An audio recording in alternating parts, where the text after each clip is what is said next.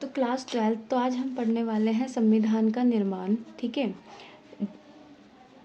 इसके अंदर हम पढ़ेंगे कि देखो संविधान कैसे बना, इसके बारे में पूरी जानकारी लेंगे। देखो भारत जो है ना, भारत के अंदर अलग अलग जाति के लोग रहते हैं, धर्म, भाषा, सांस्कृतिक विचार। तो भारत जो है अलग अलग विचारों से, विचारधारा के लोग रहते हैं। तो इन सभी को एक व्यवस्था में लेकर चलना बहुत ही बड़ी बात थी। इसके लिए हमने संविधान की मांग करी थी। ठीक है, तो संविधान बनाना था, कैसे बनेगा, कैसे हम एक ऐसी व्यवस्था रखें जिससे इन सभी के साथ मिलकर हम विकास कर सकें। ठीक है, ये चीज़ें थी संविधान बनाने के लिए। तो जिन्होंने भी संविधान बनाया होगा उनके सामने बहुत सारे क्या आए होंगे, चैलेंजेस आए होंगे, चुनौतियाँ से भरा हुआ ये रहा होगा। क्योंकि देखो आप आज की डेट में भी देखोगे ना कि आप किसी एक जाति के लिए कुछ नियम बना लोगे, अन्य जाति क्या है अपने आप को पीछा समझने लगती है, फिर वो क्या करने लगेगी, विरोध करने लगेगी। तो इतने बड़े समाज में इतनी सारी विविधताएं हैं, इतने सारी अलग अलग मान्यता को मानने वाले लोग रहते हैं। विचारधाराओं में भी देखोगे तो कुछ उग्र मिलेंगे, कुछ नरम दल मिलेंगे। तो कैसे इस समाज का हम विकास करेंगे, कैसे इन सभी को लेकर चलेंगे, ये सारी चीज़ें जो थी वो इस हम चैप्टर में पढ़ने वाले हैं। ठीक है, और ये वीडियो जिन्होंने मुझे सजेस्ट किया था, फर्स्ट एंड फॉल उनको मैं सॉरी बोलूँगी, क्योंकि उन्होंने मुझे बोला था बट मैं किसी एग्ज़ाम की प्रिपरेशन कर रही हूँ जिसकी वजह से वीडियो जो है वो डिलीवर नहीं कर पाई, बना नहीं पाई। तो ठीक है, अब मैं बना रही हूँ, तो प्लीज़ एंड तक देख लेना और दोस्तों को भी सजेस्ट कर देना, और वीडियो अच्छे लगे तो प्लीज़ लाइक करना। ठीक है, भारत जो है वो 200 वर्षों तक क्या था, ब्रिटिश का गुलाम था। यानी कि 1600 ईस्वी के आसपास, ठीक है, 1600 ईस्वी के आसपास ब्रिटिश भारत आए थे और उन्होंने भारत को गुलाम बना लिया था। तो भारत ने यहाँ पे क्या फील किया कि उनके पास स्वतंत्रता नहीं है और अधिकार नहीं है, जिसके वजह से उन्होंने क्या किया, क्रांति करी अपनी गुलामी से आज़ादी करने के लिए। और वो गुलाम किसके थे, ब्रिटिश के थे। ठीक है, और 1946 में हम लगभग ब्रिटिश से आज़ाद हो चुके थे। जहाँ भारत आज़ाद होने वाला था वहीं पर जो मुस्लिम लीग थी उन्होंने बंटवारे की मांग कर दी थी, जिसके वजह से भारत जो है वो 2 हिस्सों में बंट चुका था। ठीक है, और भारत का जो संविधान है वो 1946 से लेकर, तो भारत का संविधान दिसंबर 1946 से लेके नवंबर 1949 तक चला था। इसी बीच में हमारे सत्र हुए, बहसें हुई, विवाद हुए और हमारा संविधान का निर्माण हो गया। और 1950 में भारत का संविधान जो था लागू हो चुका था। इस दिन 1949 के दिन हमारे जो संविधान सभा के सदस्य थे उन्होंने क्या किया था, 49 के दिन सभी ने हस्ताक्षर कर कर संविधान निर्माण कर दिया था। इसमें कितने सत्र हुए, तो इस बीच में 11 सत्र हुए थे। ठीक है, और 165 दिन बैठक हुई, तब जाके हमारे देश का संविधान बनके तैयार हुआ।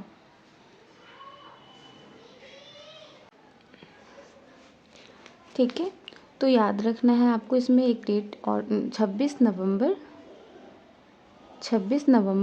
1949 को हमारे संविधान सभा के द्वारा इसमें हस्ताक्षर कर कर इसे क्या कर लिया गया था, भारत का अंग बना लिया गया था, इसको अपना लिया गया था। ठीक है, क्वेश्चन आता है कि संविधान सभा को कब अपनाया गया था, तो संविधान सभा को 26 नवंबर 1949 को अपनाया गया था। लागू कब किया गया था, तो 26 जनवरी 1950 में भारत में संविधान को लागू किया गया था। 6 दिसंबर 1946 से हमारा संविधान जो है वो बनना शुरू हुआ था। ये थोड़ा डेट आपको याद रखनी है। इसमें कितने सत्र हुए थे? तो 11 सत्र हुए थे। 165 दिन की इसमें बैठक चली थी, ठीक है। और हमारे संविधान को बनने में 2 वर्ष 11 महीने और 18 दिन लगे हैं, ठीक है। ये आपको डेट याद रखनी है। इसके बाद क्या क्या हुआ था? तो इसके बाद आपको याद रखना है कि भारत संविधान सभा का जो गठन है वो कैबिनेट मिशन के तहत हुआ था। भारत में कैबिनेट मिशन आया था 1946 में, ठीक है, 1946 में, जिसके तहत भारत ने स्वतंत्रता की मांग करी थी, स्वतंत्र भारत की मांग करी इसमें, और स्वतंत्र भारत के लिए संविधान की मांग करी थी, ठीक है। तो इसके बाद संविधान सभा बनाने का हमें अधिकार मिला, हमें संविधान बनाने का अधिकार मिला, ठीक है। वो कब मिला? कैबिनेट मिशन के बाद मिला था। तो पहला टॉपिक हमारा क्या था कि संविधान निर्माण के बारे में हमने पढ़ा, जहाँ पे ये रहा, ठीक है। तो ये सारे के सारे जो संविधान सभा के सदस्य हैं वो क्या कर रहे हैं? संविधान सभा को अपना भारत का अंग बना रहे हैं, ठीक है, स्वीकार कर रहे हैं। इसके लिए ये लोग हस्ताक्षर कर रहे हैं, ठीक है। तो संविधान कितने साल? 3 साल तक बहस चलने के बाद भारत का संविधान जो है 26 नवंबर 1949 को भारत में स्वीकार कर लिया गया था, ठीक है। दूसरा टॉपिक है उथल पुथल का दौर। तो विनाश और उथल पुथल की छवियां, ठीक है, संविधान सभा के सदस्यों के लिए लंबे समय तक परेशानी का कारण बनी रही थी। अब क्या उथल पुथल थी, क्या विनाश के कारण थे, वो हम इसमें पढ़ने वाले हैं। भारत में उथल पुथल का दौर क्या रहा? तो सबसे पहली बात है कि जब हमारा संविधान बनना शुरू हुआ तो बहुत सारी चीज़ों को लेकर विवाद भी शुरू हो गया था, ठीक है। तो संविधान में विवाद कैसे शुरू हुआ? तो सबसे पहले हम यहीं से देखते हैं कि भारत जो है एक स्टेज पे आ गया जहाँ पर भारत आज़ाद होने वाला था। वहीं पे भारत के कुछ जो धर्म के आप मान के चलिए जो मुस्लिम लीग थे, ठीक है, मुस्लिम लीग, तो मुस्लिम लीग के अली जिन्ना ने उन्होंने बोला ना कि यहाँ हम जो है हिंदू के साथ नहीं रहना चाहते हैं, हमें मुसलमान भाइयों के लिए एक अलग राष्ट्र चाहिए। ऐसी मांग जो थी वो अली जिन्ना के द्वारा की गई थी। तो स्टार्टिंग में तो कोई तैयार नहीं हुआ, है ना, क्यों तैयार होगा, क्यों कोई भारत के टुकड़े करवाएगा, क्यों, सब तो एक साथ मिलकर रहना चाहते थे, इतनी मेहनत से सब आज़ाद हुए थे। मगर अली जिन्ना को काफ़ी टाइम तक समझाया गया, इन्हें मनाया गया, ठीक है, समझाया गया, बट ये नहीं माने, ठीक है, ये भी अपनी ज़िद पर अड़े रहे, जिसके वजह से क्या हुआ कि 1947 में भारत जो है वो 2 पार्ट में बट गया। एक, वो मैंने अभी आगे बढ़ा दिया ही था आपको, एक पार्ट में बना हिंदुस्तान और पूर्वी और पश्चिमी वाला हिस्सा मिलाकर बना पाकिस्तान, ठीक है। तो जब ये सारी चीज़ें घट रही थी, जब देश का बंटवारा हो रहा था, तो वहाँ के लोगों को मालूम नहीं था, ठीक है। तो धीरे धीरे करके इन सभी के चक्कर में जो अल्पसंख्यक थे वो पिस गए। अल्पसंख्यकों जो थे वो बहुत बुरी तरीके से धार्मिक दंगों के शिकार हुए, ठीक, जिसकी वजह से काफ़ी लोगों की मौत हुई। बंगाल में जो अल्पसंख्यक थे जब वो अपने देश लौटने लगे तो उन पूरी गाड़ियों में पंजाबी जो थे उनको मार दिया गया, जिसके वजह से हिंसा फैली, ठीक है। तो ये सब हिंसा सबसे पहले कहाँ फैली थी, ठीक है। तो 1946 में जब, मतलब मैं भी यहाँ से समझाती हूँ, ये लाइन मैं मिस कर गई कि अली जिन्ना जो थे मान नहीं रहे थे। तो 1946 में कोलकाता के अंदर हिंसा फैल गई। और जैसी ये हिंसा फैली, कोलकाता, मुंबई और भारत के एरिया में हिंसा फैलती चली गई। लोग जो थे वो बर्बर तरीके से लोगों को मारने लगे, हत्या करने लगे, जिसके वजह से 15 अगस्त 1947 को भारत जो था वो 2 हिस्सों में बँट गया था। ठीक है। और इसी जब हिस्से में बटा तो हमारे सामने कुछ दृष्टि झलकी, जैसे कि जब भारत एक राष्ट्र था, जब भारत जो था वो ब्रिटिश का जिस टाइम गुलाम था, उस टाइम सबने मिलकर भारत छोड़ो आंदोलन किया। ठीक है। किस तरीके से हम स्वतंत्रता संग्राम में एक साथ नज़र आए।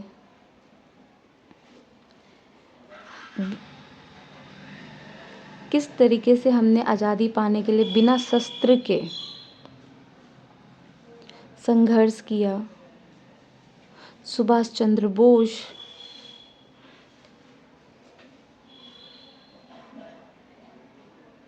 का प्रयास, ये सब कुछ लोगों को नज़र आया। ठीक है, कि किस तरीके से हमने इतना कुछ भी किया मगर अंत में भारत का बंटवारा हो गया, भारत 2 हिस्सों में बँट गया। ठीक है, तो यहाँ तक आपको समझ में आया होगा। मैं एक बार और रिवीजन करा देती हूँ आप लोगों को। तो रिवीजन में हमें याद रखना है कि भारत का संविधान बनाना आसान बात नहीं थी। इतने सारे लोगों को लेकर चलना था भारत में कि कैसे हम संविधान बनाएंगे कि हर एक वर्ग जो है इसको लिखित ना समझे। जैसे नहीं होता कि कुछ बना दिया बट उसे फॉलो नहीं कर रहे, लोग मान नहीं रहे, क्योंकि आप बना तो रहे हो, लोग उसे फॉलो भी तो करेंगे, तभी तो उस कानून का मतलब होगा। तो बहुत बड़ी बात थी इस चीज़ को बनाना, इसको लोगों तक पहुंचाना, लोगों को इसमें शामिल करना, लोगों की राय को शामिल करना। ठीक है, तो हम ऐसा क्या करेंगे जिससे भारत जो है विकास करे, भारत के अंदर स्वतंत्रता हो, भारत का जो नागरिक है दोबारा कभी किसी जंजीर में ना बंधे, इसके लिए संविधान का निर्माण किया गया था।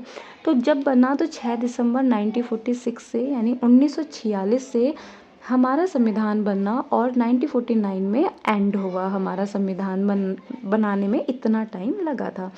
तो हमारे संविधान जो है 6 दिसंबर 1946 से लेके 26 नवंबर 1949 तक का समय लगा इसे बनाने में।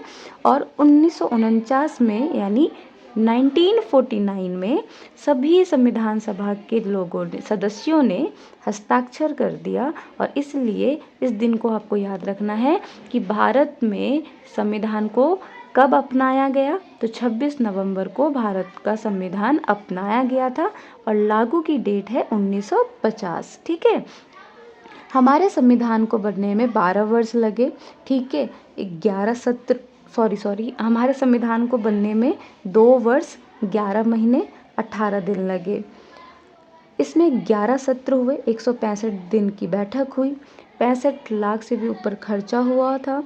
कैबिनेट मिशन के तहत संविधान सभा की मांग की गई थी। याद रखना है, संविधान सभा की मांग कब हुई थी, सभा कब बनी थी, तो कैबिनेट मिशन के बाद भारतीय संविधान सभा बनी थी और इसकी मांग कैबिनेट मिशन के टाइम पे हुई थी। इसमें क्या था, इन्होंने क्या मांग करी थी, स्वतंत्र भारत का संविधान होना चाहिए। फिर भारत में उथल पुथल का दौर आया। इसमें मेरे समझाने का मतलब था कि कैसे भारत आज़ाद हुआ। ठीक है, आज़ाद भारत मतलब संविधान बनाने में कैसे हमें समस्याओं का सामना करना पड़ा। सबसे पहले भारत जो था वो एक धार्मिक रूप से भी देखें, जाति के रूप से देखें, संस्कृति के रूप से देखें तो बहुत सारे धर्म जाति को मानने वाले लोग रहते थे, जिसमें से 2 धर्म ऐसे थे जिनके बीच में संघर्ष देखने को मिला, भारत का विभाजन देखने को मिला। ठीक है, तो मुस्लिम लीग जो थे वो भारत का संविधान सभा में शामिल नहीं हुए। उन्होंने भारतीय संविधान सभा का बहिष्कार किया। उन्होंने अली जिन्ना थे वो मुसलमान के लिए एक अलग राष्ट्र की मांग कर रहे थे। ठीक है, उनको बहुत समझाया गया बट वो नहीं माने। 1946 में कोलकाता के अंदर हिंसा बढ़ी और धीरे धीरे करके अन्य राज्यों में भी हिंसा बढ़ी और इसमें बहुत बुरी तरीके से नरसंहार हुआ, लोगों की मृत्यु हुई, जिसके बाद 15 अगस्त 1947 को 2 पार्ट में भारत का हिस्सा कर दिया गया। जहाँ हिंदुओं की संख्या ज़्यादा थी वो बना हिंदुस्तान, और पूर्वी और पश्चिमी को मिला के बना पाकिस्तान। और जब ये चीज़ें हुई तो बंगाल और पंजाब का बंटवारा जो था वो त्रासदी का कारण बना था, जिसमें अल्पसंख्यकों पर बहुत बुरी तरीके से शिकार उनको बनाया गया, जिनमें कई लोगों की हत्या कर दी गई, रेप हुए। ठीक है, तो ये सारा दौर रहा हमारे संविधान बनाने के टाइम पे, इतनी सारी चीज़ें हुई। उसके बाद भारत के सामने विभाजन की समस्या के साथ साथ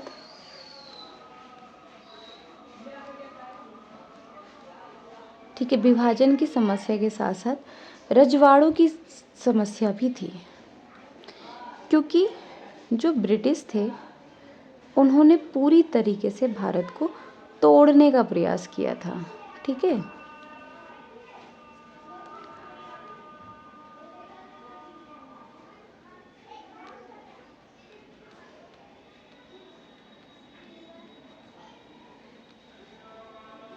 तोड़ने का प्रयास किया, क्योंकि हम सभी जानते थे कि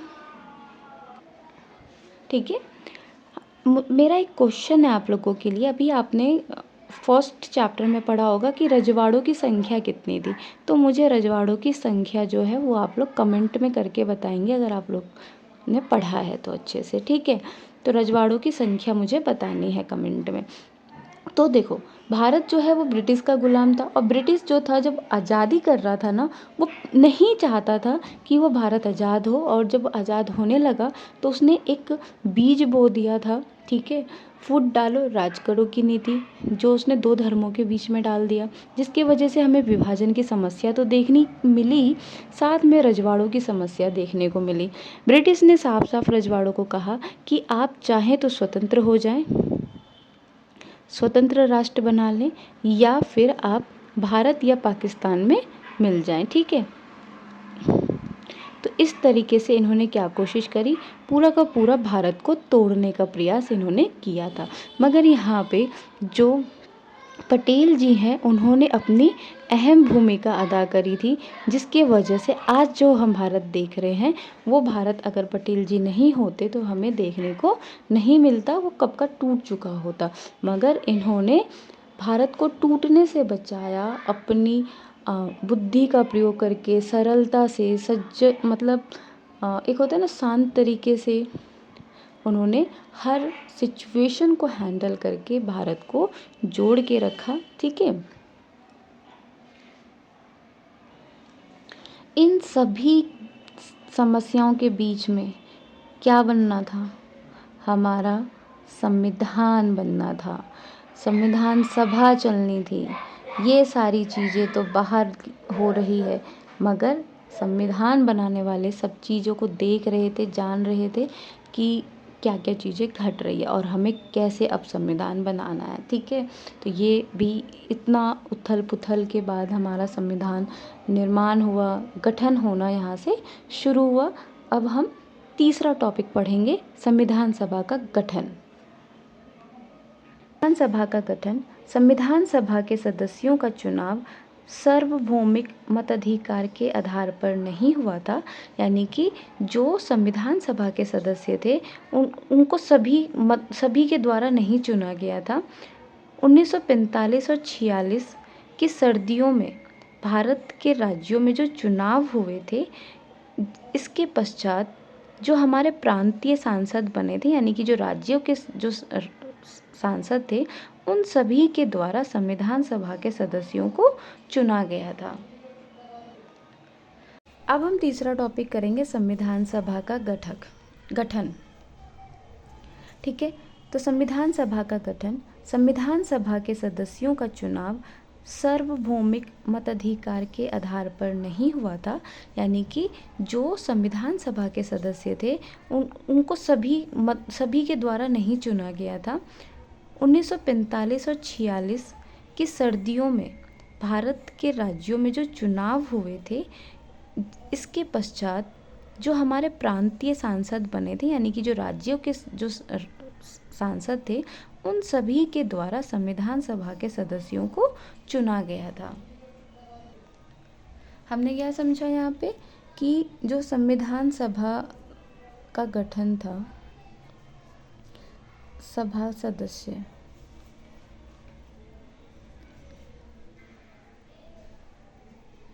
इनको क्या वोटों के माध्यम से चुना गया था?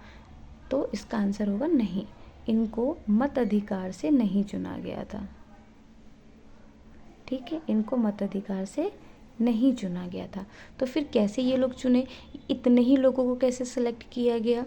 ठीक है, तो इनको सेलेक्ट कैसे किया गया था? तो इनका चुनाव हुआ था, जो प्रांतीय चुनाव हुए थे, ठीक है, ब्रिटिश सरकार के नेतृत्व में जब चुनाव हुए थे, उस दौरान जो हमारे सांसद चुने गए थे, उनके द्वारा हमारी सभा के सदस्य चुने गए। ठीक है, ये याद रखना है आपको। हमारे सभा के सदस्य किनके द्वारा चुने गए थे? तो प्रांतीय सांसद के द्वारा चुने गए थे, जो कि 1945 से 46 के इलेक्शन के बीच में चुने गए थे। तो संविधान सभा में सदस्य कितने थे कुल? तो संविधान सभा में सदस्यों की संख्या कितनी थी, ये आपको याद रखनी है। तो सदस्यों की संख्या कुल मिलाकर 389 थी, यानी कि 389 टोटल मेंबर थे, जिसमें से ब्रिटिश भारत से 296 थे और रजवाड़ों से 90 थे।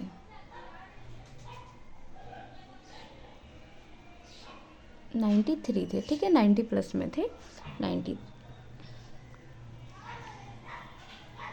ब्रिटिश भारत का मतलब है कि भारत का वो हिस्सा जिस पे ब्रिटिशों ने अपना कब्जा कर रखा था, वो वहाँ पर अपना शासन चलाते थे। रजवाड़े जहाँ पे राजाओं का शासन था, चलते वो ब्रिटिश के अकॉर्डिंग ही थे, बट वो स्वतंत्र रूप से काम तो नहीं करते थे, बट वो राजा वहाँ के थे। ये जो सभा थी, इसमें कांग्रेस प्रभावशाली थी, यानी कि सबसे ज़्यादा कांग्रेस के लीडर्स थे। ठीक है, कांग्रेस प्रभावशाली थी। अगर मैं प्रांतीय चुनाव की बात करूँ, यहाँ पे जो 1946 में हुआ था, ठीक है, 1945 से 1946 में जो चुनाव हुए थे, तो इसके अंदर भी कांग्रेस बहुत भारी भरकम से जीती थी। ठीक है, कांग्रेस की जीत हुई थी। मुस्लिम भी जीते थे, बट उन्होंने क्या करा था? उन्होंने संविधान सभा का बहिष्कार कर दिया था। ठीक है, सभा का बहिष्कार किया था इन्होंने। और जब हमारे संविधान सभा बननी शुरू हुई थी, तो उसमें 82%, कितने प्रतिशत? तो 82% जो थे वो कांग्रेस लीडर थे। क्लियर? तो देखो, कांग्रेस जब संविधान का निर्माण कर रही थी, तो सभी एक मत विचारक नहीं थे। ठीक है, सभी का एक मत विचार नहीं था।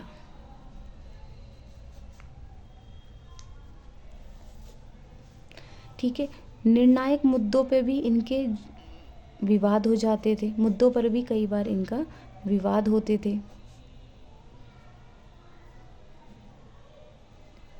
अब विवाद देखो, मुद्दे कुछ भी हो, ठीक है, मुद्दे बहुत सारी चीज़ों के थे। कोई जातिवाद को मजबूत देखता था, बनाना चाहता था, यानी कि ब्राह्मण को मजबूत बनाना चाहता था। कोई दलित के पक्ष में गवाही दे रहा था, कोई हो था जो जमींदार के पक्ष में था, कोई धार्मिक रूप से अपनी बात रख रहा था, कोई अल्पसंख्यक की नज़र से अपनी बात रख रहा था।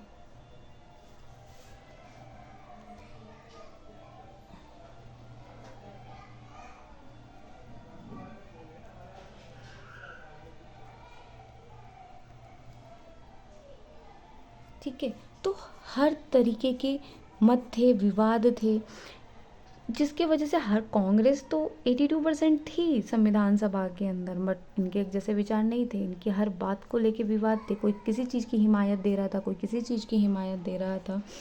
तो क्या करते थे, जो जनमत थे ना, जनता के अंदर सभाओं की चर्चाएं होती रहती थी। जो संविधान सभा की जो चर्चा होती थी वो लोगों के बीच में भी क्या होती थी, उनके बीच में लोग चर्चाएं करते रहते थे, वो प्रभावित होते थे। तो जो सभा, जो पक्ष में बातें होती थी, विपक्ष में जो बातें होती थी, उन दोनों को ही कवर करती थी न्यूज़पेपर, ठीक है। अखबार के द्वारा कवर किया जाता था, लोगों तक बातों को पहुंचाई जाती थी। और जो बहस होती थी वो सार्वजनिक थी, ऐसा नहीं था छुपा के बहस हो रही है, सार्वजनिक तौर पर सारी चीज़ें थी। जनता सब कुछ देख रही थी, किस तरीके से उनका कानून बन रहा है, सुन रही थी न्यूज़पेपर के माध्यम से। पक्ष का भी पक्ष देख रही थी, विपक्ष का भी दलीलों को देख रही थी वो, ठीक है।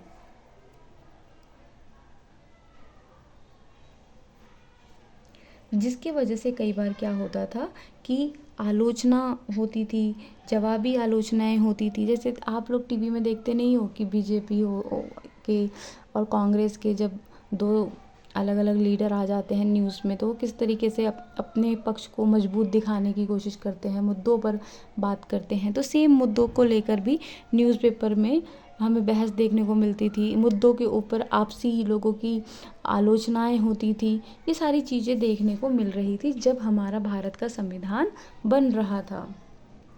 तो जिसकी वजह से क्या हुआ, हमने देखा कि जो सार्वजनिक मुद्दे थे, जो मैंने अभी बता दिए, कोई दलितों की आरक्षण। अब हम तीसरा टॉपिक करेंगे संविधान सभा का गठन, ठीक है। तो संविधान सभा का गठन, संविधान सभा के सदस्यों का चुनाव सार्वभौमिक मताधिकार के आधार पर नहीं हुआ था, यानी कि जो संविधान सभा के सदस्य थे उनको सभी के द्वारा नहीं चुना गया था। 1945 और 46 की सर्दियों में भारत के राज्यों में जो चुनाव हुए थे, इसके पश्चात जो हमारे प्रांतीय सांसद बने थे, यानी कि जो राज्यों के जो सांसद थे, उन सभी के द्वारा संविधान सभा के सदस्यों को चुना गया था। हमने क्या समझा यहाँ पे कि जो संविधान सभा का गठन था, सभा सदस्य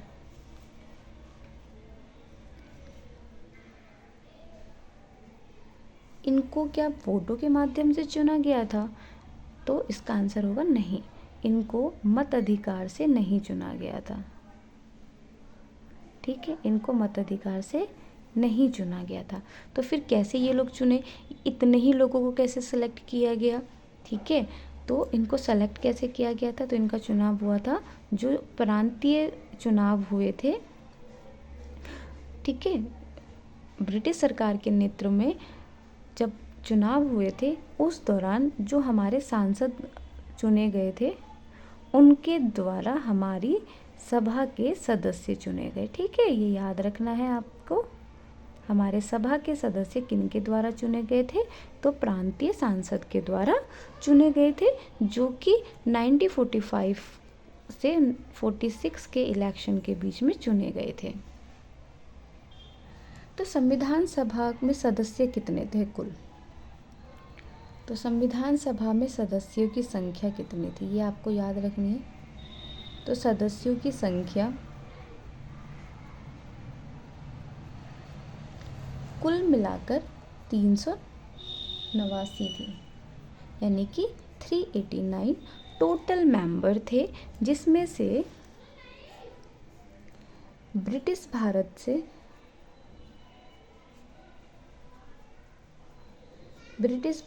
296 थे और रजवाड़ों से 90 थे।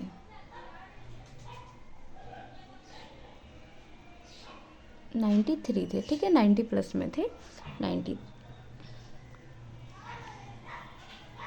ब्रिटिश भारत का मतलब है कि भारत का वो हिस्सा जिस पे ब्रिटिशों ने अपना कब्जा कर रखा था, वो वहाँ पर अपना शासन चलाते थे। रजवाड़े जहाँ पे राजाओं का शासन था, चलते वो ब्रिटिश के अकॉर्डिंग ही थे, बट वो स्वतंत्र रूप से काम तो नहीं करते थे, बट वो राजा वहाँ के थे।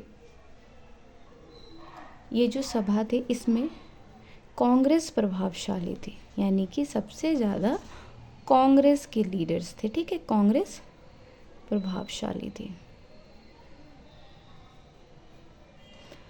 अगर मैं प्रांतीय चुनाव की बात करूँ यहाँ पे, जो 1946 में हुआ था, ठीक है, 1945 से 1946 में जो चुनाव हुए थे, तो इसके अंदर भी कांग्रेस बहुत भारी भरकम से जीती थी। ठीक है, कांग्रेस की जीत हुई थी।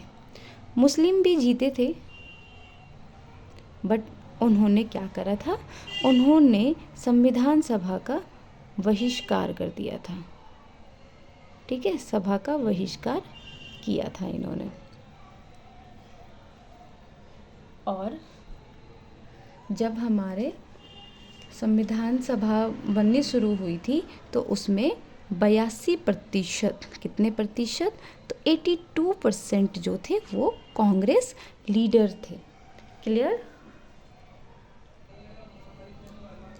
तो देखो, कांग्रेस जब संविधान का निर्माण कर रही थी तो सभी एक मत विचारक नहीं थे। ठीक है, सभी का एक मत विचार नहीं था।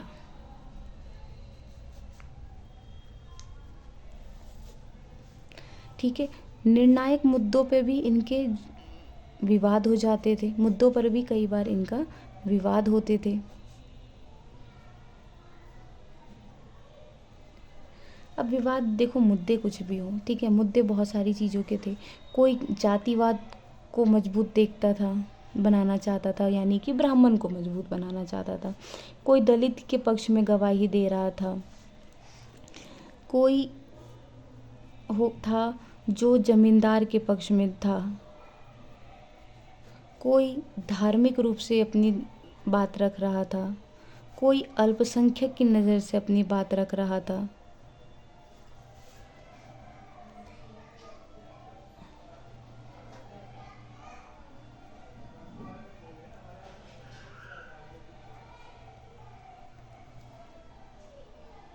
ठीक है, तो हर तरीके के मत थे, विवाद थे, जिसके वजह से हर कांग्रेस तो 82% थी संविधान सभा के अंदर, बट इनके एक जैसे विचार नहीं थे। इनकी हर बात को लेके विवाद थे, कोई किसी चीज़ की हिमायत दे रहा था, कोई किसी चीज़ की हिमायत दे रहा था।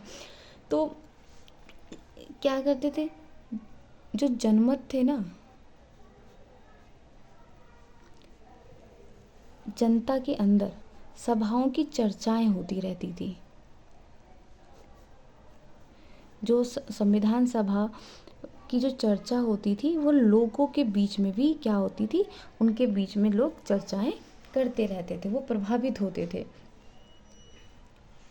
तो जो सभा, जो पक्ष में बातें होती थी, विपक्ष में जो बातें होती थी, उन दोनों को ही कवर करती थी न्यूज़पेपर। ठीक है, अखबार के द्वारा कवर किया जाता था, लोगों तक बातों को पहुंचाई जाती थी। और जो बहस होती थी वो सार्वजनिक थी, ऐसा नहीं था छुपा के बहस हो रही है, सार्वजनिक तौर पर सारी चीज़ें थी।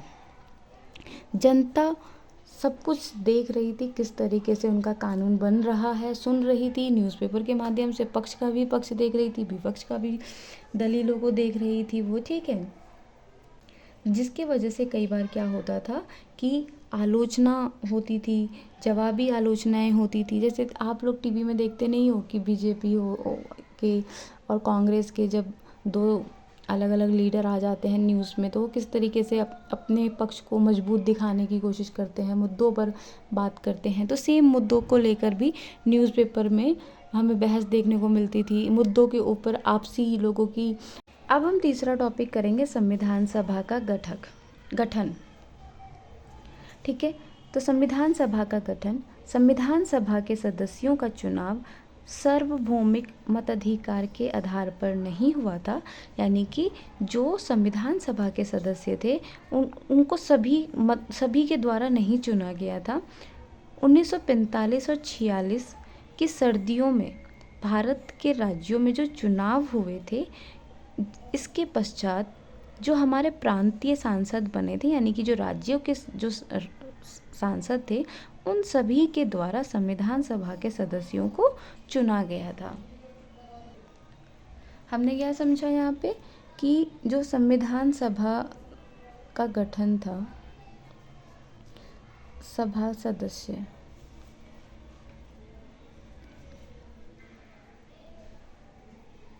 इनको क्या वोटों के माध्यम से चुना गया था? तो इसका आंसर होगा नहीं, इनको मत अधिकार से नहीं चुना गया था। ठीक है, इनको मताधिकार से नहीं चुना गया था। तो फिर कैसे ये लोग चुने? इतने ही लोगों को कैसे सेलेक्ट किया गया? ठीक है, तो इनको सेलेक्ट कैसे किया गया था? तो इनका चुनाव हुआ था जो प्रांतीय चुनाव हुए थे। ठीक है, ब्रिटिश सरकार के नेतृत्व में जब चुनाव हुए थे, उस दौरान जो हमारे सांसद चुने गए थे, उनके द्वारा हमारी सभा के सदस्य चुने गए। ठीक है, ये याद रखना है आपको। हमारे सभा के सदस्य किनके द्वारा चुने गए थे? तो प्रांतीय सांसद के द्वारा चुने गए थे, जो कि 1945 से 46 के इलेक्शन के बीच में चुने गए थे। तो संविधान सभा में सदस्य कितने थे कुल? तो संविधान सभा में सदस्यों की संख्या कितनी थी, ये आपको याद रखनी है। तो सदस्यों की संख्या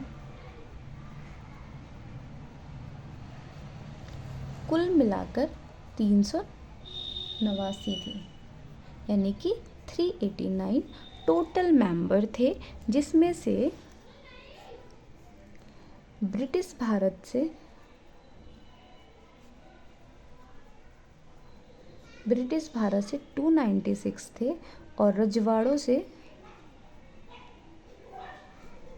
90 थे।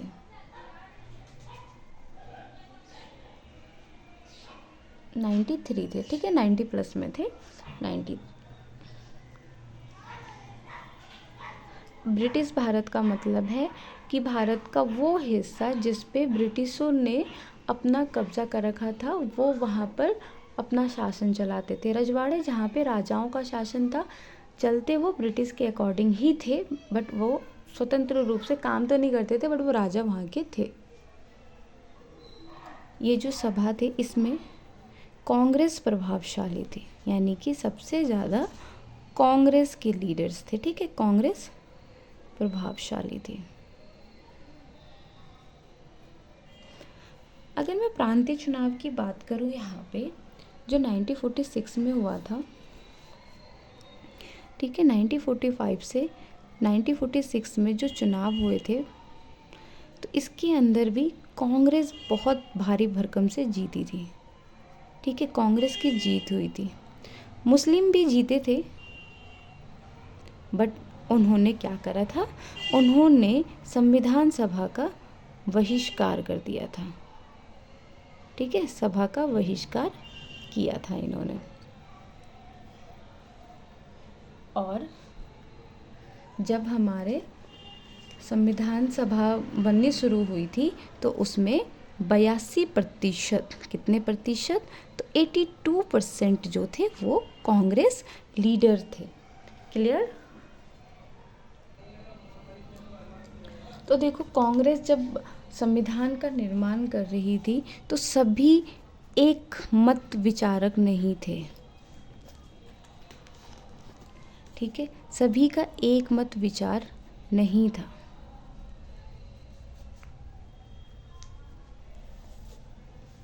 ठीक है, निर्णायक मुद्दों पे भी इनके विवाद हो जाते थे, मुद्दों पर भी कई बार इनका विवाद होते थे।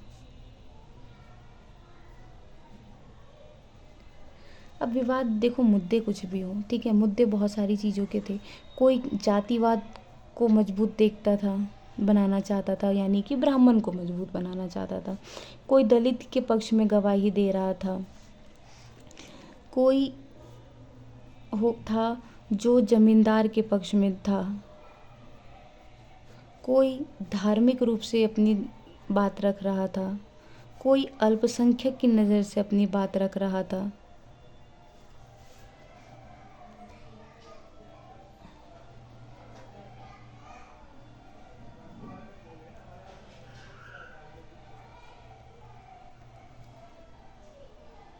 ठीक है, तो हर तरीके के मत थे, विवाद थे, जिसके वजह से हर कांग्रेस तो 82% थी संविधान सभा के अंदर, बट इनके एक जैसे विचार नहीं थे। इनकी हर बात को लेके विवाद थे, कोई किसी चीज़ की हिमायत दे रहा था, कोई किसी चीज़ की हिमायत दे रहा था। तो क्या करते थे, जो जनमत थे ना, जनता के अंदर सभाओं की चर्चाएं होती रहती थी। जो संविधान सभा की जो चर्चा होती थी वो लोगों के बीच में भी क्या होती थी, उनके बीच में लोग चर्चाएं करते रहते थे, वो प्रभावित होते थे। तो जो सभा, जो पक्ष में बातें होती थी, विपक्ष में जो बातें होती थी, उन दोनों को ही कवर करती थी न्यूज़पेपर। ठीक है, अखबार के द्वारा कवर किया जाता था, लोगों तक बातों को पहुंचाई जाती थी। और जो बहस होती थी वो सार्वजनिक थी, ऐसा नहीं था छुपा के बहस हो रही है, सार्वजनिक तौर पर सारी चीज़ें थी।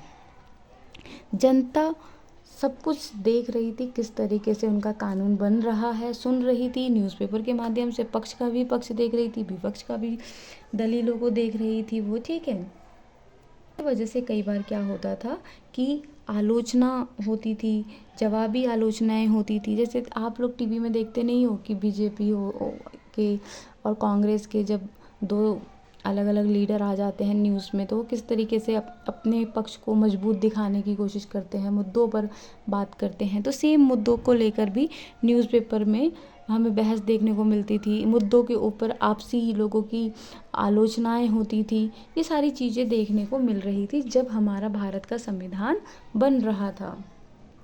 तो जिसकी वजह से क्या हुआ, हमने देखा कि जो सार्वजनिक मुद्दे थे, जो मैंने अभी बता दिए को, तो हम यहाँ पर क्या देखने को मिला कि संविधान सभा में जो चर्चाएं थी वो सामाजिक न्याय, सांस्कृतिक अधिकार और कुछ जो थे वो चाहते थे दलित जाति का जो शोषण है उसका अंत किया जाए, उसकी मांग कर रहे थे।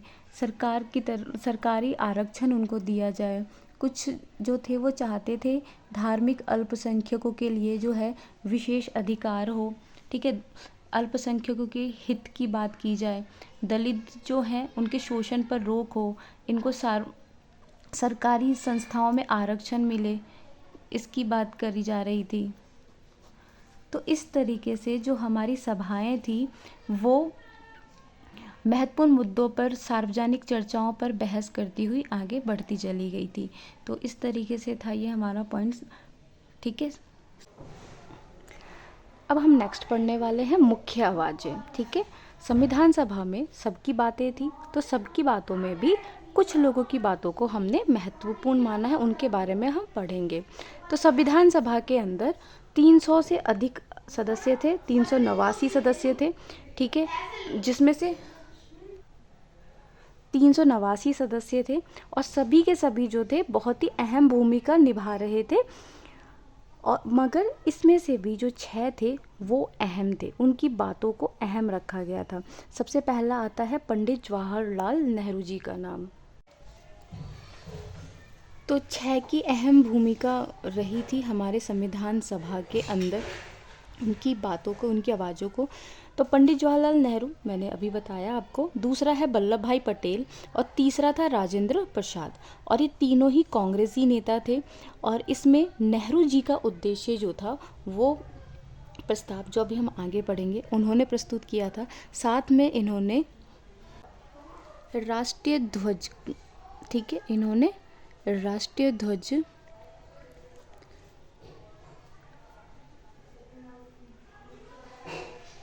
भारत का राष्ट्रीय ध्वज का भी प्रस्ताव रखा था। ठीक है, कैसा हमारा राष्ट्रीय ध्वज होगा और हमारे संविधान का जो निर्माण है उसमें क्या बातें हैं, क्या बातों को उन्होंने मेंशन किया था, वो भी उन्होंने इस उद्देश्य प्रस्ताव में रखा था, जिसे आगे चल के प्रस्तावना में ऐड किया गया था। तो अभी इसको हम पढ़ेंगे। राष्ट्रीय ध्वज का प्रस्ताव भी नेहरू जी ने रखा था और वो चाहते थे कि हमारा राष्ट्रीय ध्वज जो है उसमें केसरिया रंग, केसरिया, सफ़ेद और गहरे हरे रंग की पट्टियों का तिरंगा हो, चौड़ी पट्टियों का तिरंगा हो और बीच में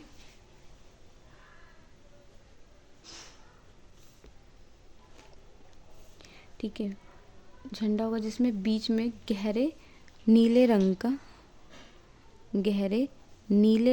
का चक्र होगा।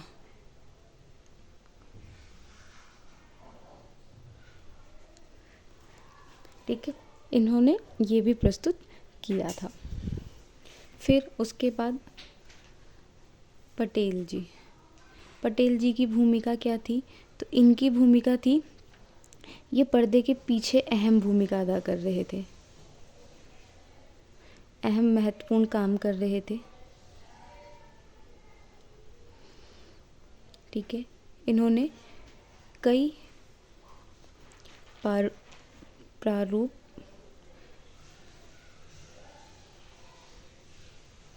लिखने, ठीक है, जो प्रारूप थे उनको लिखने तथा विरोधियों के बीच सहमति लाने का प्रयास किया। जो विरोध हो रहे थे, विवाद हो रहे थे, उनके बीच में इन्होंने क्या किया? सहमति पैदा करने की महत्वपूर्ण भूमिका अदा की थी पटेल जी ने। ठीक है, अब तीसरा आता है राजेंद्र प्रसाद जी। ये क्या थे? तो जो राजेंद्र प्रसाद थे वो क्या थे? वो संविधान सभा के अध्यक्ष थे, स्थायी अध्यक्ष थे और इनका काम था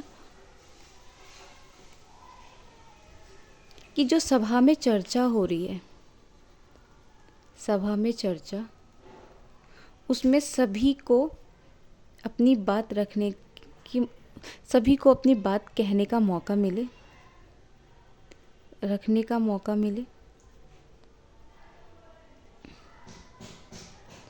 और दूसरा, जो भी चर्चा है उसको रचनात्मक दिशा दे। ये काम थे तीनों के। तो राजेंद्र प्रसाद अध्यक्ष थे संविधान सभा के, इनका काम था कि जो भी चर्चाएं हो रही हैं उनको रचनात्मक दिशा दे, सभी को अपनी बात रखने का मौका मिले। पटेल जी जो थे वो पर्दे के पीछे अहम भूमिका निभा रहे थे, वो जितने भी विरोधी हैं उनके बीच में सहमति लाने का प्रयास कर रहे थे। नेहरू जी ने उद्देश्य प्रस्ताव के साथ साथ हमारा तिरंगा कैसा होगा वो भी प्रस्ताव उन्होंने रखा था इसके अंदर। ठीक है, इसके बाद डॉक्टर भीमराव अंबेडकर जी,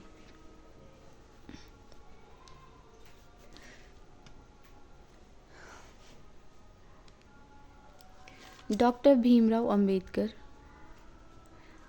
इनकी भी बहुत अहम भूमिका थी हमारे संविधान निर्माण करने में। ये प्रारूप समिति के अध्यक्ष थे और इनके साथ दो और वकील थे जो इनकी मदद कर रहे थे। एक का नाम था KM मुंशी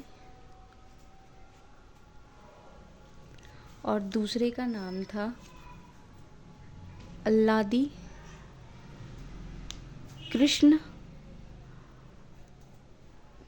स्वामी अय्यर।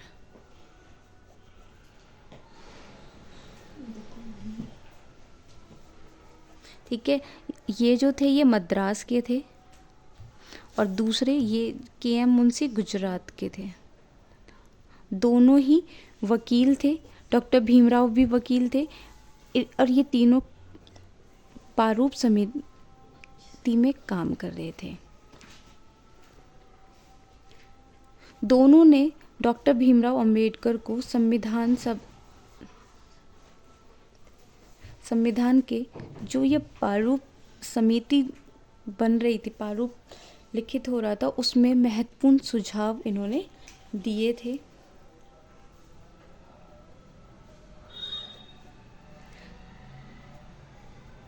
तो याद रखना है कि डॉक्टर भीमराव अंबेडकर जो थे वो प्रारूप समिति के अध्यक्ष थे। इनकी मदद दो वकील थे, उन्होंने मिलकर किया था। उनका नाम था के एम मुंशी और अल्लादी कृष्ण स्वामी अय्यर। मुंशी जी गुजरात के थे और ये मद्रास के थे, और इन सभी की मदद से प्रारूप समिति जो है उसमें महत्वपूर्ण सुझाव दिए गए थे। इसके बाद इन 6 के बाद 2 और सदस्य थे जिनकी अहम भूमिका थी हमारे संविधान में। वो 2 थे प्रशासनिक अधिकारी।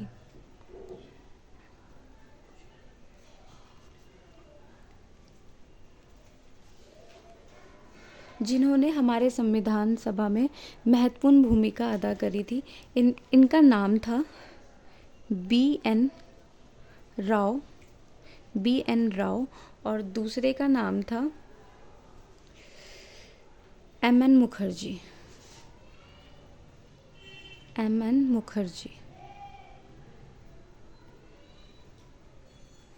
इनकी भूमिका थी योजनाकार की, और जो मुखर्जी जो थे वो जटिल शब्द थे, जो जटिल प्रस्ताव थे, उनको सरल भाषा में व्यक्त करने की क्षमता रखते थे। मतलब जटिल प्रस्ताव को ये सरल भाषा से पेश करते थे। ठीक है, ये क्षमता इनके अंदर थी। तो 6 के साथ ये 2 सदस्य और थे जिन्होंने हमारे संविधान निर्माण में अहम भूमिका अदा करी थी, बी एन राव और एम एन मुखर्जी, जो कि प्रशासनिक अधिकारी थे। और ये हमारे संविधान सभा में योजनाकार की भूमिका इन्होंने अदा की थी, जिसमें से एम एन मुखर्जी जो थे, जो भी जटिल प्रस्ताव होते थे उनको ये सरल भाषा में पेश करते थे। तो जो हमारे बी एन राव थे, इनके नेतृत्व में प्रारूप समिति की बात की गई थी। ठीक है, ये बनाने की बात की गई थी, और जिसके अध्यक्ष किसको बनाया गया था? डॉक्टर भीमराव अंबेडकर जी को बनाया गया था। ये इनकी जिम्मेदारी थी। ठीक है, अंबेडकर के पास संविधान सभा के प्रारूप को पारित करने की जिम्मेदारी दी गई थी। इस काम में कुल मिलाकर 3 वर्ष लगे थे। ठीक है, और इस दौरान जो भी चर्चाएं हुई थी वो सभी एक मुद्रित रिकॉर्ड में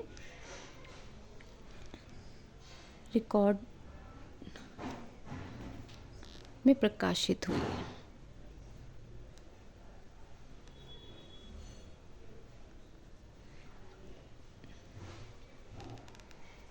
यह एक लंबी प्रक्रिया थी, बट इसके अंदर भी रचनात्मक और रुचि से भरी ये प्रक्रिया रही थी। तो संविधान सभा के सदस्यों ने अपनी विविध दृष्टिकोण बड़ी सफाई से पेश की थी। संविधान सभा के जो सदस्य थे उनका जो दृष्टिकोण था वो उन्होंने बहुत ही सफाई से पेश किया था, और बहुत ही दिलचस्प उनकी प्रक्रिया रही थी। ठीक है, अपनी बातों को रखने के लिए। तो सबसे पहले उन्होंने क्या करा था? उन्होंने अपने इस संविधान सभा की प्रक्रिया में सबसे पहले उन्होंने प्रस्तुत किया कि भारत का भविष्य किस मुद्दों पर जुड़ेगा, किस विरोधी विचार से हमें बचना चाहिए। ठीक है, देश का जो स्वरूप है वो कैसा होना चाहिए, भारतीय भाषाओं के बारे में सोचा, राष्ट्र को कौन सी राजनीतिक व्यवस्था देनी है, आर्थिक व्यवस्था कौन सी हमें अपनानी चाहिए, क्योंकि उस दौर में ना यूएसएसआर और अमेरिका जैसी जो महाशक्तियाँ हैं वो लड़ रही थी। तो कौन सी व्यवस्था अच्छी होगी कि भारत विकास कर सके, नागरिकों के लिए कौन से हमें मूल्य कर्तव्य अपनाने चाहिए ताकि समाज का विकास हो सके। ये सारी जो चीज़ें थी वो हमारे सभ्य सभाओं में चल रही थी, और ये हमारी संविधान सभा की प्रक्रिया का सबसे दिलचस्प रूप देखने को मिला था। पहले हम पढ़ेंगे उद्देश्य प्रस्ताव, जो जवाहरलाल नेहरू जी के द्वारा प्रस्तुत किया गया था 13 दिसंबर 1946 को। इन्होंने अपने उद्देश्य प्रस्ताव में सबसे पहले कहा था कि स्वतंत्र भारत के संविधान के मूल आदर्शों को प्रस्तुत किया। उन्होंने हमारे जो भारत है उसके संविधान के जो मूल आदर्श हैं सबसे पहले उन्होंने उसको प्रस्तुत किया, जिस तरीके से क्या था, ये एक फ्रेमवर्क था और संविधान के कार्य को आगे बढ़ाना था। इसके बाद इन्होंने इसमें कहा था कि भारत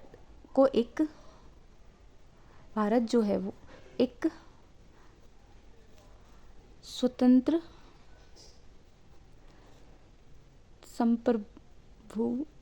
संप्रभु और गणराज्य घोषित किया। उन्होंने भारत को एक स्वतंत्र संप्रभु गणराज्य घोषित किया था।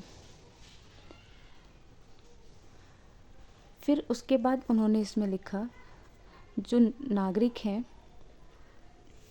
नागरिकों को न्याय,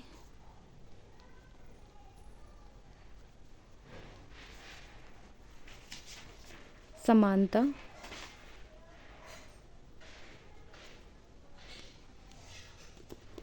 नागरिकों को न्याय, समानता व स्वतंत्रता का आश्वासन उन्होंने यहाँ पे दिया था।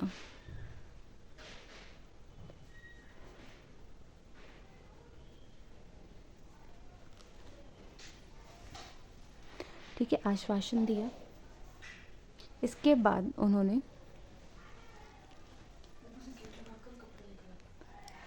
अल्पसंख्यक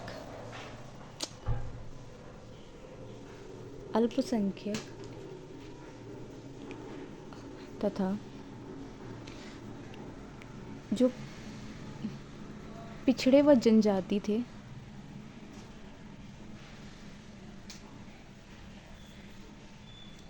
क्षेत्रों तथा दमित का मतलब जिनका शोषण हो रहा है, वह पिछड़ा वर्ग, इन सभी के लिए क्या रखा उन्होंने, इन सभी की क्या करी जाएगी, रक्षा करी जाएगी। इनके हित के लिए उन्होंने क्या करा, प्रावधान किया हमारे संविधान के अंदर।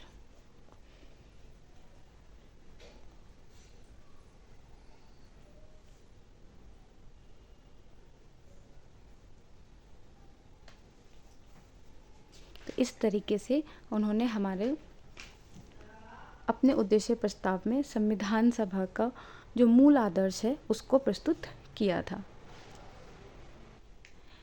इनमें इन्होंने एक भाषण देते वक्त एक बात कही थी, हम सिर्फ नकल करने वाले नहीं हैं। 13 दिसंबर 1946 को जब वो अपना प्रसिद्ध भाषण जवाहरलाल नेहरू ने दिया, तब उन्होंने कहा, मेरे जहन में बार बार वो सारी संविधान सभाएं आ रही हैं जो पहले ये काम कर चुकी हैं। यानी कि भारत से भी पहले और भी ऐसी कंट्री थी जो उनकी भी संविधान सभाएं होंगी, चर्चाएं हुई होंगी, वो सारे ख्याल उनको आ रहे थे। मुझे ये महान अमेरिका राष्ट्र के निर्माण की प्रक्रिया का ख्याल आ रहा है। राष्ट्र निर्माताओं ने एक ऐसा संविधान रच दिया जो इतने सारे सालों, ढेर सदी से भी ज़्यादा समय तक काल की कसौटी पर खड़ा उतरा। ये अमेरिका जब हमारे संविधान को प्रस्तुत कर रहे थे उद्देश्य प्रस्ताव, तब इनको और देशों के संविधान प्रक्रिया का ख्याल आया, जिसमें इन्होंने अमेरिका के संविधान का जिक्र करते हुए कहा कि मैं उनको याद कर रहा हूँ जिन्होंने संविधान को लेकर इतिहास रच दिया, जिनका संविधान जो है वो लंबे टाइम तक कसौटी पर खड़ा उतरा। उन्होंने एक महान राष्ट्र को गढ़ा, यानी कि उनके संविधान ने, अमेरिका के संविधान ने एक महान राष्ट्र को बनाया और उसी संविधान पर उनका देश आज भी आधारित है। इसके साथ ही मेरी नज़र उस महान क्रांति की ओर जाती है जो 150 साल पहले एक अन्य स्थान पर हुई थी। मुझे उस संविधान सभा का विचार आता है जो स्वतंत्रता के लिए इतने सारे संघर्ष लड़ने वाले पेरिस के भव्य एवं खूबसूरत शहर में जुटी थी। उस संविधान सभा ने कितनी मुश्किलों का सामना किया कि किस तरह राजा, तमाम अन्य अधिकारी उनके रास्ते में रोड़ा बने।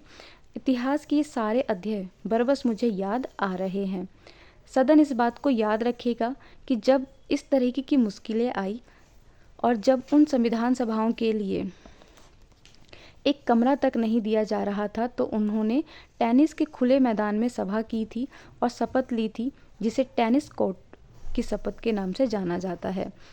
उन्होंने राजाओं व अन्य ताकतों की रुकावटों के बाद भी बैठकें जारी रखी, तब तक वहाँ से नहीं हिले जब तक उन्होंने अपना काम पूरा नहीं किया। तो ये अमेरिका के संविधान की बात कर रहे हैं ये। मुझे विश्वास है कि हम भी उसी शुद्ध भावना के साथ यहाँ इकट्ठा हुए हैं, चाहे हमारी बैठक इस कक्ष में हो या कहीं और, चाहे खेत में हो या बाजार में। हमारी बैठक तब तक जारी रहेगी जब तक हम अपना संविधान पूरा तैयार नहीं कर लेते। ठीक है, तो ये इन्होंने अपना भाषण दिया था। फिर उन्होंने उसी साल मुझे हाल ही एक क्रांति का विचार आता है जिसमें एक नए किस्म का राज्य का जन्म हुआ। ठीक है, जो 1917 में क्रांति हुई थी रूस के अंदर, जिसने दुनिया में एक शक्तिशाली देश के रूप में सोवियत समाजवादी गणराज्य को जन्म दिया। आज यह देश दुनिया में अप्रतिम भूमिका निभा रहा है। यह न केवल दुनिया का ताकतवर देश है बल्कि हमारा पड़ोसी भी है, क्योंकि हम 1947 में आज़ाद हुए थे। ठीक है, और नेहरू जी 1946 में अपना ये भाषण दे रहे हैं, जिस दौरान क्या था कि जो यूएसएसआर था उस टाइम पे बहुत ही ज़्यादा पावरफुल था और ये अमेरिका को उस टाइम पे टक्कर दे रहा था।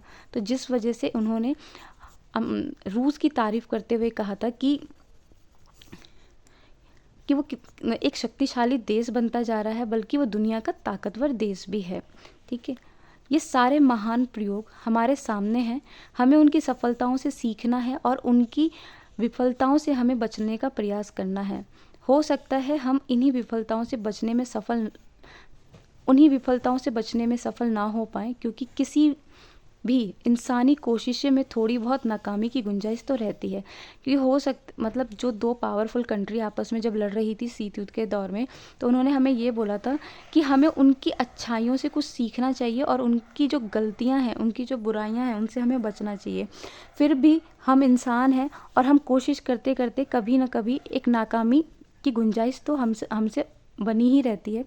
परंतु मुझे विश्वास है कि तमाम रुकावटें और कठिनाइयों के बाद भी हम आगे बढ़ेंगे, अपने सपने को प्राप्त करेंगे और साकार भी करेंगे, और इस तरीके से हम अपने संविधान को बनाएंगे। तो इस तरीके से उन्होंने अपना उद्देश्य प्रस्ताव का जब भाषण स्टार्ट किया था, उन्होंने 2 कंट्री के बारे में बात करी थी, जिसमें उन्होंने बताया था कि किस तरीके से हमें अच्छा से सीखना चाहिए। कुछ हो सकता है, हम इंसान हैं, हमसे गलतियां भी हो सकती हैं। ठीक है, तो तमाम कोशिशें होंगी, रुकावटें आएंगी, मगर हम अपने देश का संविधान ज़रूर बनाएंगे और जो आने वाला समाज है उसको बेहतर बनाएंगे। हमें कैसे राजनीतिक व्यवस्था चाहिए, नागरिकों के लिए क्या फ़ायदे हैं, हमारे देश कि शक्तियाँ किसके पास हो, तो ये सारी चीज़ों को लेकर उन्होंने बात की थी। उन्होंने कहा था हम नकल नहीं करने वाले हैं, हम बेहतर को रचने वाले हैं। तो कई बार ये क्वेश्चन क्लास 11th में भी था कि संविधान जो है उसको उधार का पुलिंदा कहा जाता है, क्योंकि हमने बहुत सारे देशों से अपने संविधान की कुछ अच्छाइयों को लिया है।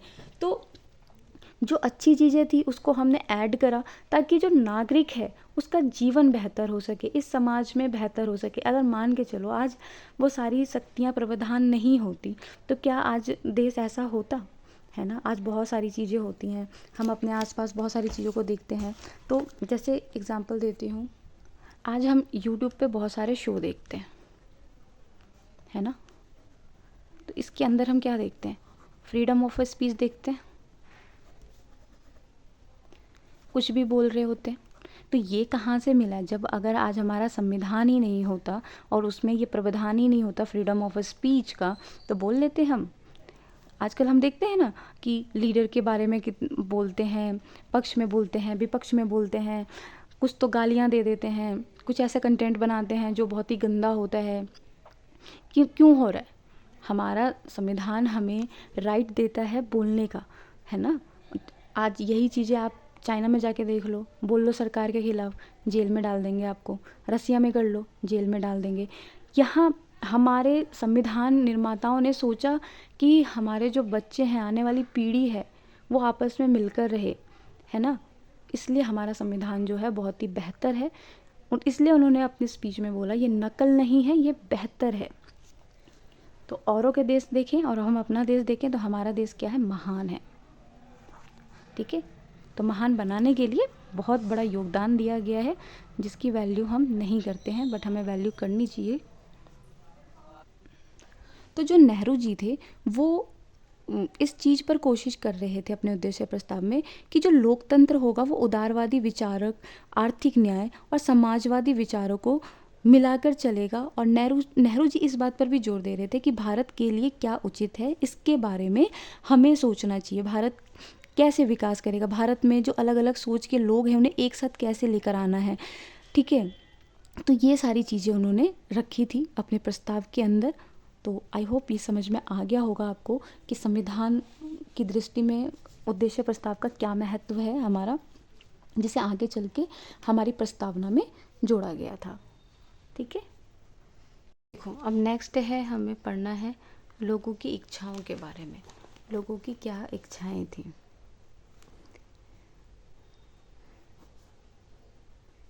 ठीक है, तो सबसे पहले इसमें हम पढ़ेंगे, पहला है कि कम्युनिस्ट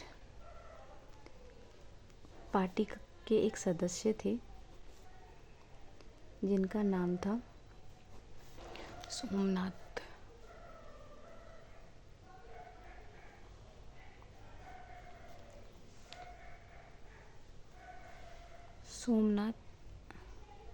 लाहिरी। ठीक है, ये इनका नाम था। और ये जो थे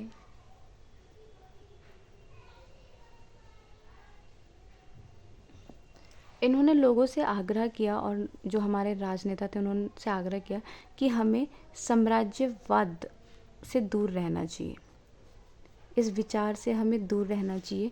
क्योंकि इन्होंने माना कि जो हमारे जो संविधान सभा है वो किसके नेतृत्व में हो रही है? ब्रिटिश के नेतृत्व में हो रही है।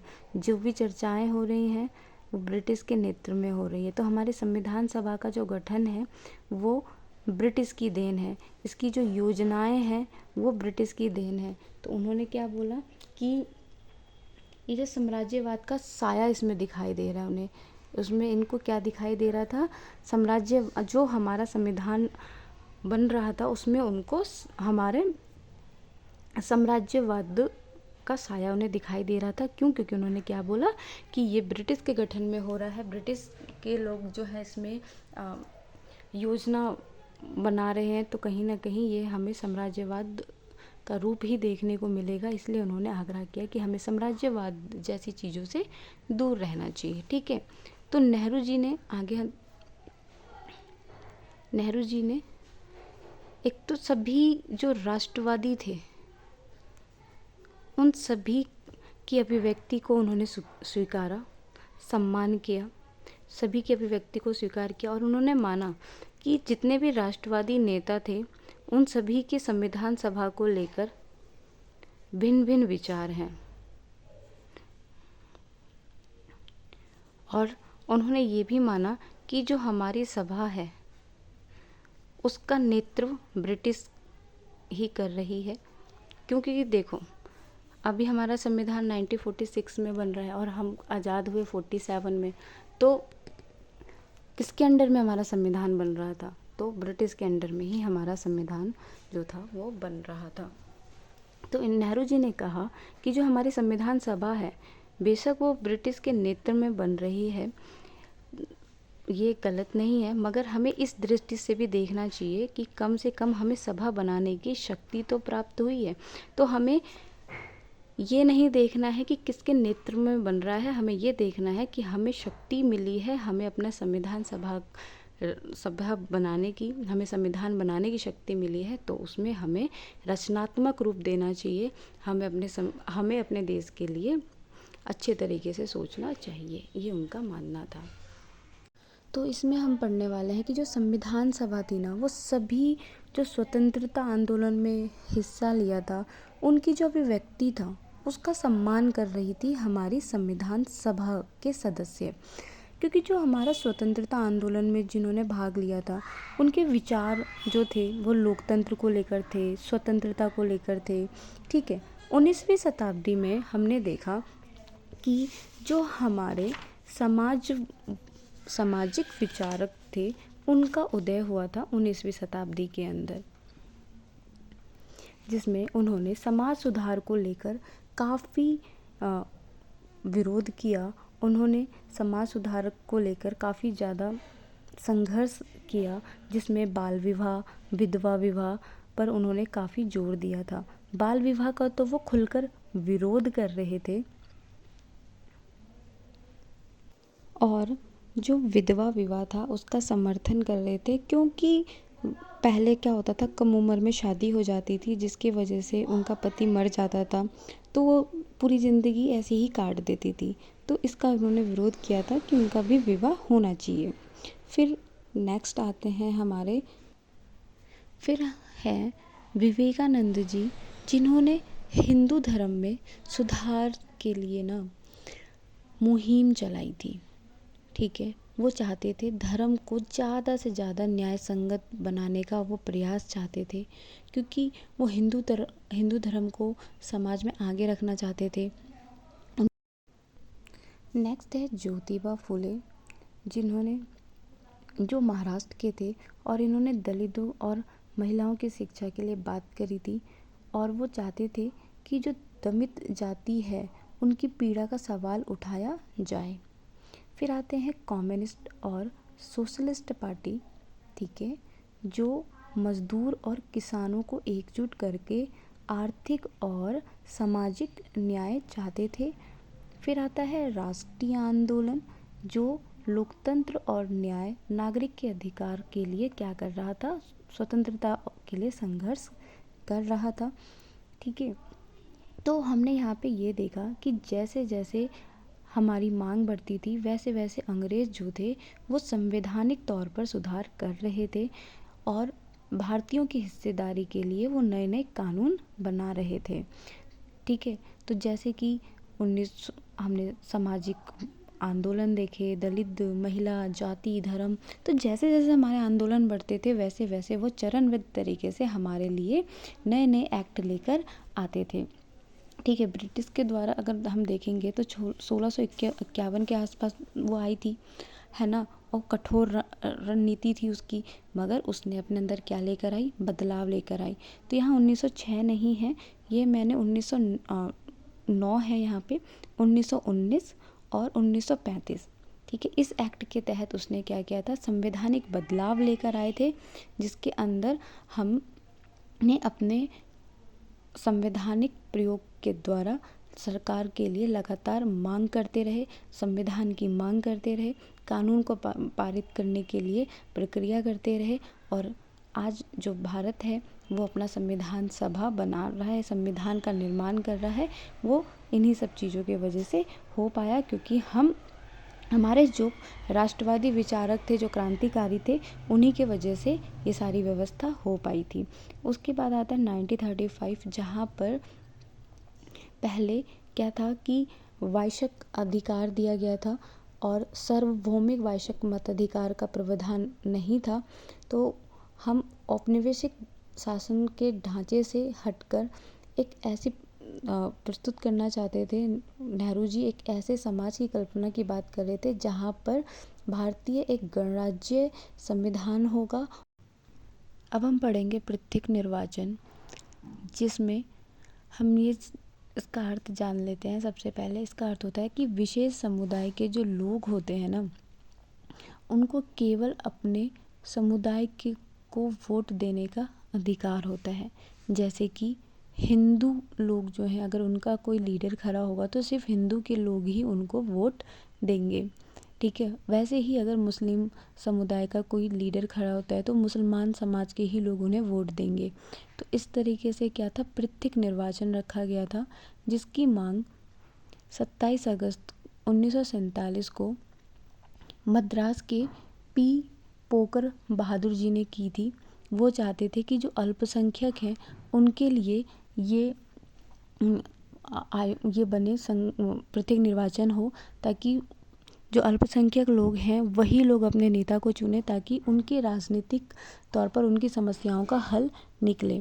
मगर ये जो था पृथक निर्वाचन, उसे समाज के लिए एक रोग माना गया। अगर ये अपना लेंगे तो भारत जो है बहुत सारे हिस्सों में बँट जाएगा, भारत का विकास नहीं हो सकता है, क्योंकि पृथक निर्वाचन जो है वो समस्या का हल नहीं होगा बल्कि बहुत बड़ी समस्या बन जाएगी।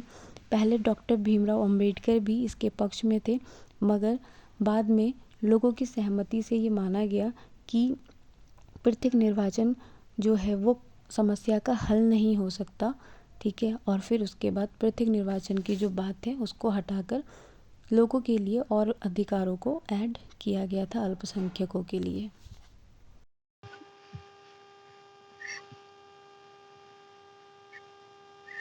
बहुत सारे विचारकों ने माना,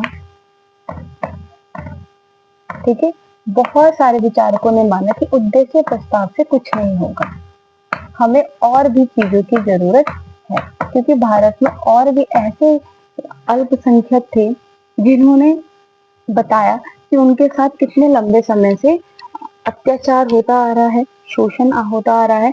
तो उन्होंने बोला कि किस तरीके से हमें और भी चीजों को हमें अपने संविधान में ऐड करना चाहिए। तो उद्देश्य प्रस्ताव को उन्होंने काफी नहीं माना।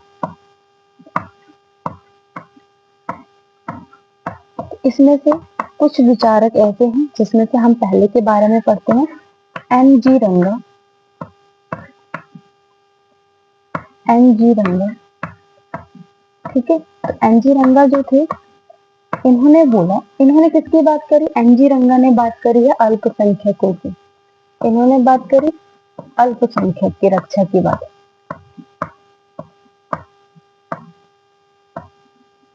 ठीक है। तो अल्पसंख्यकों के हित की इन्होंने बात करी। इन्होंने बोला कि हमें अल्पसंख्यक को आर्थिक स्तर पर मजबूत बनाना चाहिए, ठीक है। इनका मानना क्या था कि जो अल्पसंख्यक है वो आर्थिक तौर पर मजबूत होने चाहिए, आर्थिक स्तर पर मजबूत बनाना है उनको, क्योंकि जो अल्पसंख्यक है ना वो बहुत ही ज्यादा पिछड़ा वर्ग है, ये समाज के दबे कुचले लोग हैं। तो हमें इनकी व्यवस्था में सुधार चाहिए, इनकी आर्थिक स्थिति में हमें सुधार चाहिए।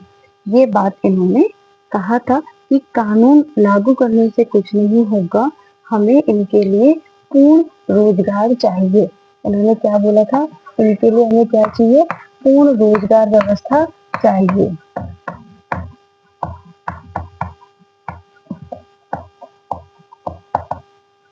ठीक है, पूर्ण रोजगार व्यवस्था चाहिए।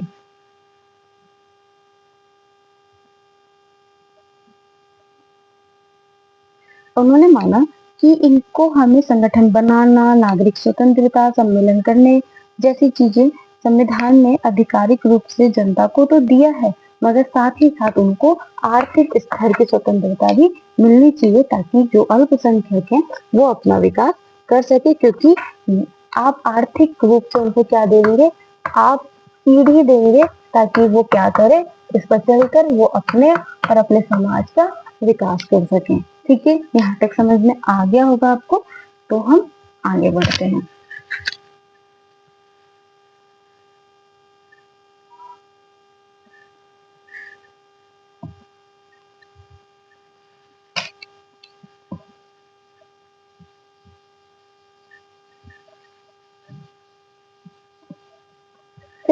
एन जी रंगा।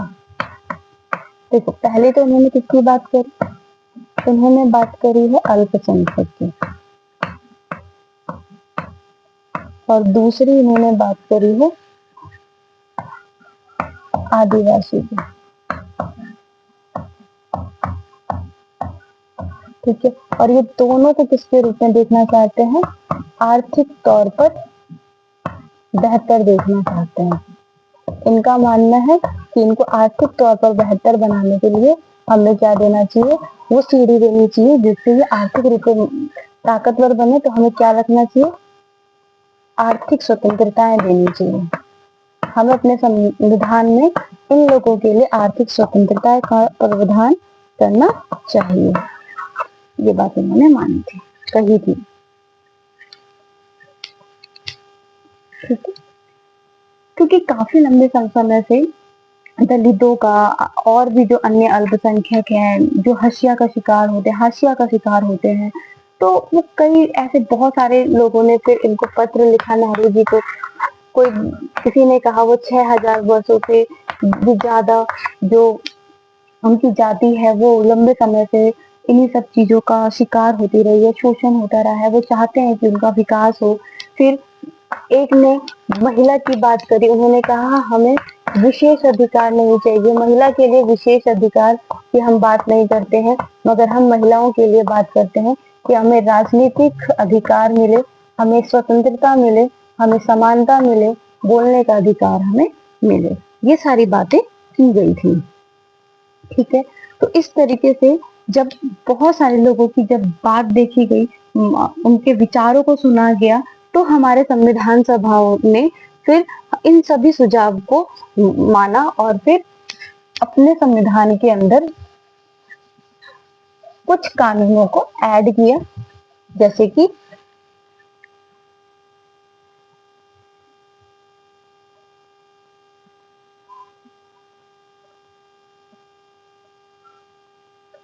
उन्होंने जो अस्पृश्यता थे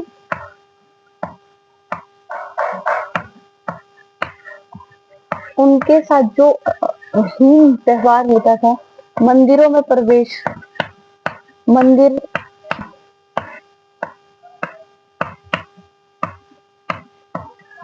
इनके लिए मंदिरों के प्रवेश खोल दिए गए। ठीक है, जो निचली जाति थी, जो निचली जातियां थी, उन सभी के लिए सरकारी नौकरी का प्रावधान करा गया। सरकारी नौकरी में आरक्षण की रखा गया ताकि क्या हो सके, ये आर्थिक तौर पर अपने आप को मजबूत बना सके।